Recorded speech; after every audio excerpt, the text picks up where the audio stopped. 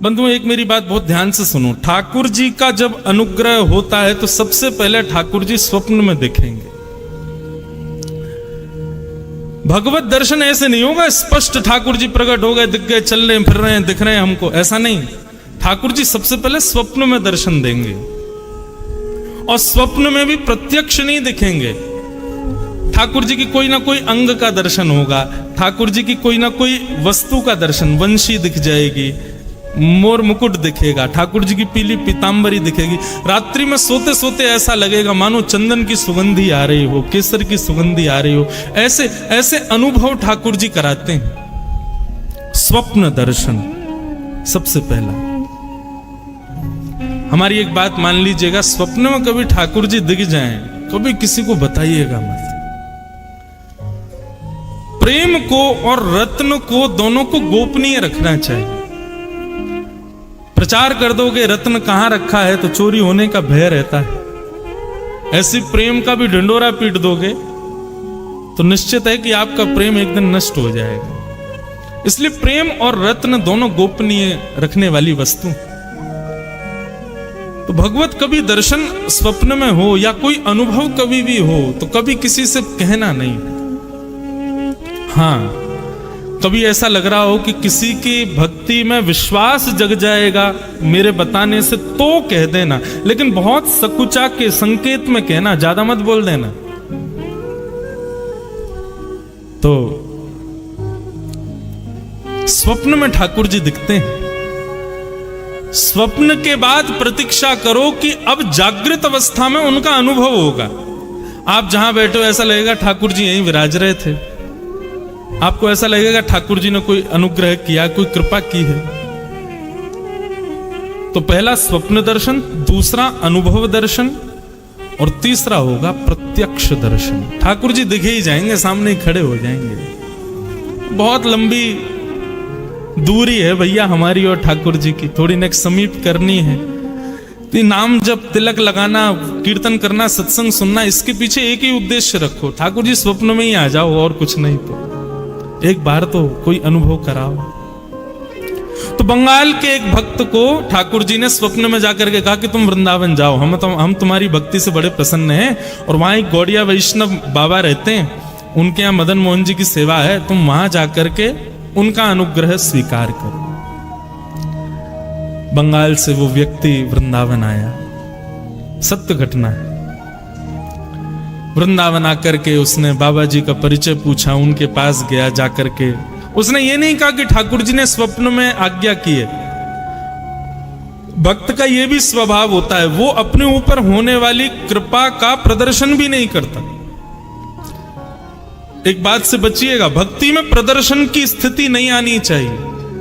हम सबको दिखाएं कि देखो हम भक्त हैं, नहीं, ऐसा भी नहीं होना चाहिए। अपनी भक्ति को जितना हो सके गोपनीय रखो, छुपाओ। इस भक्ति की प्रणालिका को कहते हैं अंतर्निष्ठ भक्ति। जैसे एक प्रकार से आज की भाषा में कहूं, हमको कोई प्रिय लगता है, हम किसी से प्रेम करते हैं, लेकिन कभी कहा नहीं है? लेकिन कई लोग होते हैं, अरे कह दो, कहने में क्या जाता है, बता दो कि तुम प्रेम करते हो। लेकिन कई लोग, प्रेम ज्यादा प्रिय कौन सा लगता है, जीवन भर प्रेम किया लेकिन कभी कहा नहीं, ये प्रेम ज्यादा अच्छा माना जाता है ना। ठीक वैसे ही ठाकुर जी की हम पर कितनी कृपा हो रही है, हमारी भक्ति कितनी, इसका ज्यादा प्रदर्शन नहीं होना चाहिए। उसको जितना हो सके गोपनीय रखो। तो आकर के बाबा के चरणों में प्रणाम किया। उसने नहीं बताया कि ठाकुर जी ने स्वप्न में आज्ञा की कि तुम वृंदावन जाओ। बाबा ने कहा, कहो कैसे आए? बोले, बाबा ब्रजवास करना है, आप अपने चरणों में हमको रख लो। अपनी गुरु प्रणाली बताओ, अपने दादा गुरु, परदादा गुरु, परदादा गुरु के नाम बताओ। आजकल ऐसा नहीं होता है। आजकल ये पहले बंधुओं दीक्षा तभी देते थे, दीक्षा देने के बाद में आपका नियम होना चाहिए कि गुरु का नाम, दादा गुरु का नाम, परदादा गुरु का नाम, हमारे गुरु परंपरा में वस्त्र कैसे होते हैं, नाम जप कैसे होता है, प्रसादी कब होती है, गुरुओं के उत्सव कब होते हैं, ये सब गुरु प्रणाली में पूछे जाते थे। आजकल किसी को नहीं पता होते। लेकिन कोई बात नहीं, आप अपने गुरु को ही जानते हो, यही बहुत है। तो बाबा ने पूछा, अपनी गुरु प्रणाली बताओ। उसने कहा बाबा मुझे गुरु प्रणाली तो नहीं पता। बोले गुरु प्रणाली नहीं पता? कहीं लिखी होगी, गुरु ने लिख के? बोले है, पर वो तो मेरे घर बंगाल में ही रह गई है, अब मैं तो इतनी दूर से आ गया बाबा। बाबा ने थोड़ी देर तो उनको प्रवचन सुनाए, थोड़ी देर बोलने के बाद बोले वापस जाओ, गुरु प्रणाली जब तक नहीं लाओगे तब तक हमारे यहां नहीं रह सकते, पहले परंपरा बताओ तुम्हारी कैसी है। गुरुजन भी अपनी सिक्योरिटी रखते थे, इससे यह भी पता चल जाता था कि वैष्णव वास्तव में वैष्णव है कि नहीं, कहीं ऐसे तो नहीं बस लगाए तिलक पोटा चले आए। गुरु आज्ञा हो गई कि वापस जाओ, गुरु प्रणाली लेके आओ। उस समय मथुरा में स्टेशन नहीं था, हाथरस से रेल पकड़नी पड़ती थी। सोचो कितनी पुरानी बात। बेचारे गुरु आज्ञा मान करके वृंदावन से हाथरस निकल गए, लेकिन ज्यों ज्यों वृंदावन से चरण भार रख रहे हैं त्यों त्यों उनके हृदय में पीड़ा हो रही है। जैसे तैसे तो वृंदावन मिला, श्री जी ने, ठाकुर जी ने कृपा करके मुझे भेजा, परंतु गुरु आज्ञा हो गई कि छोड़ के जाओ, तो अब तो गुरु आज्ञा भी माननी पड़ेगी। हाथरस पहुंच गए। अब जैसे जैसे वहां पर यह भाव आ रहा है कि इतनी देर में रेल आ रही है, इतनी देर में रेल पहुंचने वाली है, ज्यों ज्यों रेल समीप आवे स्टेशन के त्यों त्यों व्याकुलता हो, क्या करूं, वृंदावन छोड़ूंगा तो रेल में बैठती मेरे प्राण निकल जाएंगे, और वृंदावन नहीं छोड़ के जाऊं तो गुरु की आज्ञा। तब वृंदावन का स्मरण किया, और वृंदावन के श्री बांके बिहारी, राधा रमण, राधा वल्लभ, श्याम सुंदर, यमुना मैया, ब्रज रानी, रज रानी, गोपेश्वर महादेव, सबका स्मरण किया। बोले आप सब कृपा करो, मुझे ब्रज से दूर नहीं जाना, लेकिन मैं क्या करूं, गुरु आज्ञा है, उसका भी पालन करना है, तो आप ही सब व्यवस्था करो, कैसे ये सब हो कि मैं ब्रज से भी ना जाऊं और गुरु आज्ञा भी ना टले। आप विश्वास माने, वो आंख बंद करके वृंदावन को प्रणाम कर रहे थे, रेल सामने आई, सब बैठ गए और रेल निकल गई, वो खड़े ही रहे, उनको पता ही नहीं चला रेल आ गई थी। जैसे नेत्र खोल करके देखे तो सामने रेल जा चुकी। उन्होंने पूछा भैया बंगाल जाने वाले? बोले वो तो निकल गई रेल। बोले अरे ये तो अपराध हो गया, मैं रेल में बैठा नहीं, गुरु आज्ञा मानी नहीं, क्या करूं क्या करूं। परंतु बंधुओं, यहां जैसे उसने वृंदावन का स्मरण किया, बाबा जिनके यहां वो गया था, वो जैसे ही लेटे थे तो स्वप्न में श्री जी प्रकट हो गए, और श्री जी प्रकट होकर के बोली उस बालक को हमने भेजा था वृंदावन। वृंदावन कोई अपनी इच्छा से नहीं आता, वृंदावन तुम्हारी इच्छा से नहीं आता, मेरी इच्छा से व्यक्ति वृंदावन आता है, और तुमने उसको वापस क्यों भेज दिया? बाबा बोले श्री जी मैंने तो गुरु प्रणाली मांगी थी। उसने कहा घर है, तो मैंने कहा जाओ ले आओ। बोले अपने राधा, अपने मदन मोहन जी के सिंहासन के नीचे देखो, पर्ची में हमने उसकी गुरु प्रणाली लिख करके रख दी है, उसकी गुरु प्रणाली वहीं रखी है, जाकर के तुम उसका दर्शन कर लो, और वो कल जब आए तो उसको स्वीकार कर लो। अब वो बालक सोचे मैं क्या करूं, रेल तो निकल गई, 4 दिन तक रेल आनी नहीं है। सहमा सहमा वृंदावन आया, डर रहा था कहीं गुरुजी ने मुझको देखा तो कहीं नाराज ना हो जाए, और यहां गुरुजी उसको ढूंढ रहे थे कि बेचारा कहां चला गया, उसको ढूंढो, कहीं ज्यादा दूर ना निकल गया हो। तभी बीच वृंदावन के परिक्रमा मार्ग में सामने से उस बालक को आते बाबा ने जैसे ही देखा, बालक तो डर गया कि बाबा यही मारेंगे, मुझको देख लिया कि तू गया नहीं बंगाल। लेकिन बाबा तो दौड़ करके आए और हृदय से लगा लिया, नेत्र सजल हो गए। बोले मुझे तुम्हारी गुरु प्रणाली मिल गई। बोले कैसे? बोले कैसे क्या बताऊं, श्री जी लिख करके देके गई अपने हाथ से तुम्हारी गुरु प्रणाली, ताकि तुम्हारा ब्रज ना छूटे, तुम्हारा वृंदावन ना छूटे। ऐसे कृपालु हमारे बंधुओं, मैं आजकल अपनी कथा में कहने लगा हूं, हमारे वृंदावन के 5 पंचायतन हैं। हमारे वृंदावन बिहारी लाल जी के चरण सेवक यहां विराज रहे हैं, इनके सन्मुख अनुग्रह करके कहूं, और ये मोहर लगाएंगे मेरी बात पे, हम लोग वृंदावन जाते हैं, और वृंदावन जाते ही सीधे बिहारी जी जाएंगे, राधा वल्लभ जी जाएंगे, राधा रमण जी जाएंगे, नहीं, वृंदावन के कुछ नियम है भैया। स्कूल में सीधे क्लास में नहीं जाते, पहले प्रेयर करो, फिर उसके बाद प्लेज करो, प्लेज करने के बाद अपने नाखून दिखाओ, शूज दिखाओ, ड्रेस दिखाओ, सब चीज से जब टीचर्स देख लेंगे कि हाँ तुम स्कूल यूनिफॉर्म ठीक से पहन के आए, सब तब क्लास में एंट्री मिलती है ना। ऐसे वृंदावन के 5 पंचायतन हैं।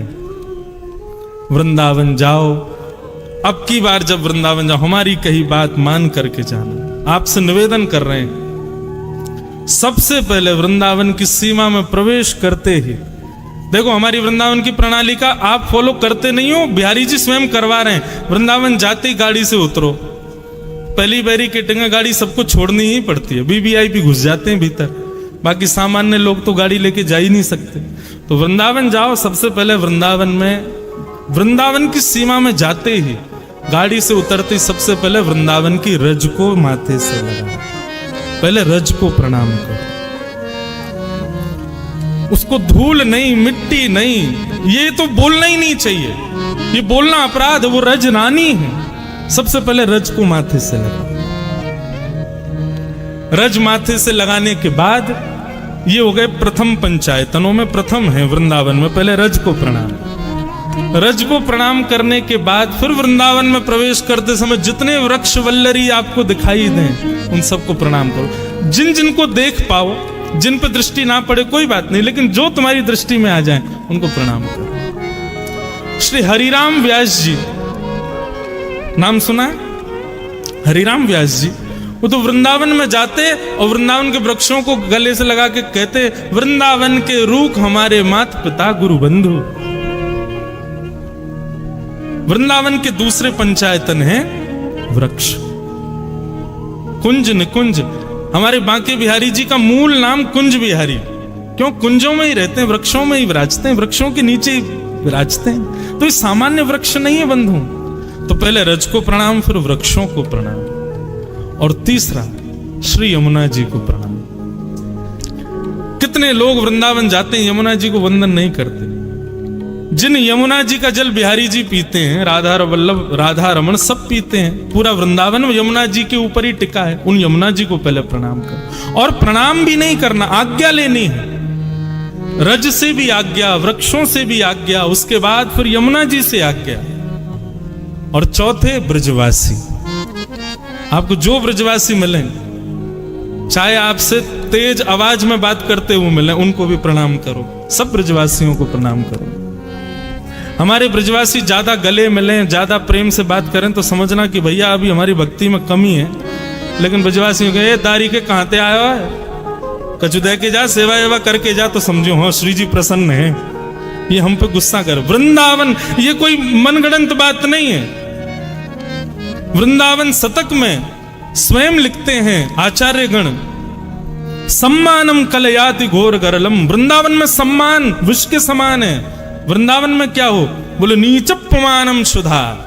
कोई आपका अपमान कर दे तो समझो हाँ बड़ी कृपा, जय हो, ये है बड़ी। एक बाबा रहते वृंदावन में, हमारे घर आते मधुकरी पावे। तो मधुकरी पावे आते तो एक दिन पतो ना कहा भय हो, अच्छा ब्रज भाषा निकल रही है, आपको समझ आ रही है ना। तो एक बार हमारे घर आए, आके बैठे, माता जी बोली बाबा रोटी प्रसाद, बोले ना चाहिए। दाल प्रसाद, बोले अपने राम को नहीं चाहिए।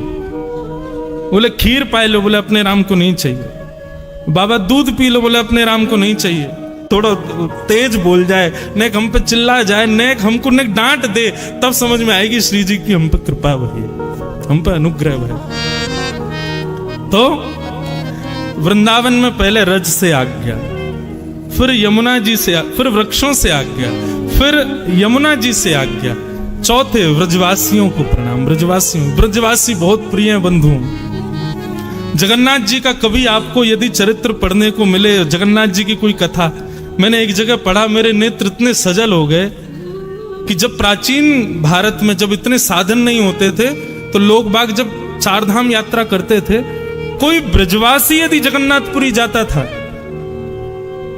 महीनों लगते थे पहुंचने में। तो श्री जगन्नाथ जी अपने स्थान पर खड़े खड़े आज कुछ ज्यादा ही प्रसन्न दिखाई दे रहे हैं। तो पुजारी गण पूछते, जय जय, आज बड़े प्रसन्न हो। तो ठाकुर जी स्वप्न में आज्ञा करते, बोले सुनो कल ना 4 लोग वृंदावन से आ रहे हैं, एक नंदगाम से आ रहा है, एक गोवर्धन से आ रहा है, उनके लिए उचित व्यवस्था करो भैया, उनके लिए बढ़िया सुनो सामग्री की तैयारी कर लेना, मेरे ब्रजवासी आ रहे हैं। और सुनो बाकी सबको तो दूर से दर्शन करा देना, पर ब्रजवासी आए ना उनको गर्भगृह में लाके मेरे हृदय से लगा देना, मुझे बड़े प्रिय हैं।